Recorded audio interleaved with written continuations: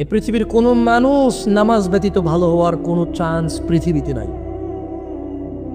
ও European আমেরিকানরা খুব ভালো, ওরা না খুব ভদ্র, ইংরেজি কথা বলে, এক্সকিউজ মি বলে কথা বলে, হ্যাঁ কিছু হলে সরি বলে, অল্প একটু উপকারে থ্যাংক ইউ বলে, ওরা খুব ভালো।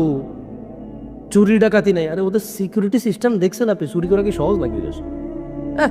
আপনার দেশে মোবাইল হারা গেলে পার আপনি হয়ে যায়, ও দেশে চুরি করে বাইরের দেশে পাঠিয়ে দিতে হয়, ওই দেশে চালাতে পারে না, ধরা পড়ে যাবে।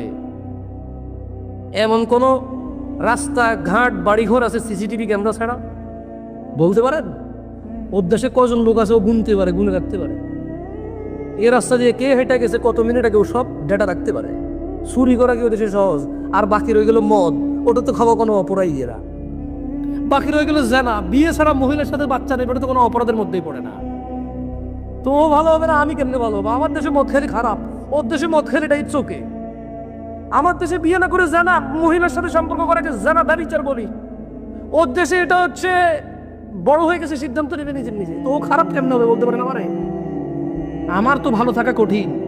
আমার ভালো থাকতে হলে জেনা করা যায় না, নেশা করা যায় না, এই বিবাহ বহির্ভূত সম্পর্ক করা যায় না।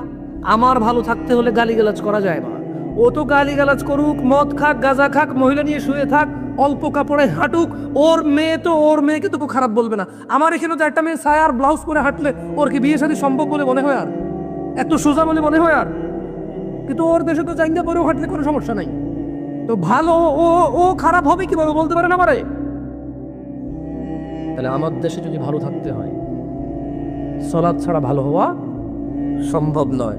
দিনী ভাইরা, একটু আগে বলেছিলাম আমরা কি নিজেদেরকে মুসলমান বলি? আসেন, মুহাম্মদ সাল্লাল্লাহু আলাইহি ওয়াসাল্লাম কাদেরকে মুসলমান বলে শুনবেন? ঠিক আছে, তাহলে গোনা গোনা 3টা হাদিস পড়ে এখান থেকে চলে যাব। কেন বললাম এটা?